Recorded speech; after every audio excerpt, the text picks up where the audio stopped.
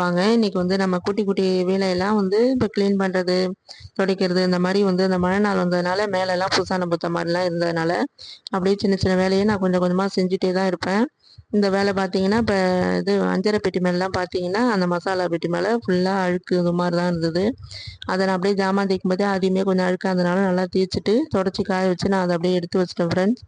வேறு ஒன்றும் இன்றைக்கி ரொம்ப பெரிய வேலைலாம் இல்லை. இந்த மாதிரி சின்ன சின்ன வேலை தான் இருந்தது. நான் அது இருந்த இடத்துலயே காமிச்சிக்கிட்டே இருந்தால் போர் அடிக்கிறதுனால நான் சில இதெல்லாம் உங்களுக்கு காமிக்கல. நான் அப்படியே சும்மா சொல்கிறது தான். இப்போ நான் என்ன சமைச்சிருக்கேன்னு தான் சும்மா காமிச்சிட்டு இருக்கேன். நான் வந்து இன்றைக்கி வாழைக்காய் காரக்குழம்பு மிளகு தூள் போட்டு செய்வோம் இல்லையா, அதுவும் அப்புறம் வந்து ரசம். இது வந்து காலையில் வந்து முருங்கைக்கீரை துவையல் அரைச்சிருந்த தோசைக்கு அதுவும் தான் நான் மீதி இருந்ததை காமிச்சிருக்கேன். அப்புறம் வந்து நான் சவுச்சவு பொரியல் வந்து பண்ணினேன். அதுவும் அப்புறம் சாதம் தான் வச்சுருக்கேன் ஃப்ரெண்ட்ஸ். சாதம் வந்து நான் அப்புறம் மெதுவாக வச்சுக்கலாம். அது காலையிலே செஞ்சுட்டு கொஞ்சம் இந்த மாதிரி க்ளீன் பண்ணுற வேலைலாம் கொஞ்சம் இருந்தது. நான் அந்த நேரத்துக்கு வச்சுக்கிட்டா சாதம் கொஞ்சம் சூடாக வச்சு சாப்பிடலாமேன்னு அப்புறம் தான் வச்சு சாப்பிட்டேன் ஃப்ரெண்ட்ஸ். நான் அதை வந்து வீடியோலாம் காமிக்கல, சொல்கிறதோட சரி. அப்புறம் நைட்டுக்கு வந்து நான் இது நூடுல்ஸ் வாங்கினது ரொம்ப நாளாக இருந்தது, அதனால் அதை செஞ்சிடலாமேன்னு. இது வந்து கருவேப்பிலை டேஸ்ட்டுன்னு நினைக்கிறேன்.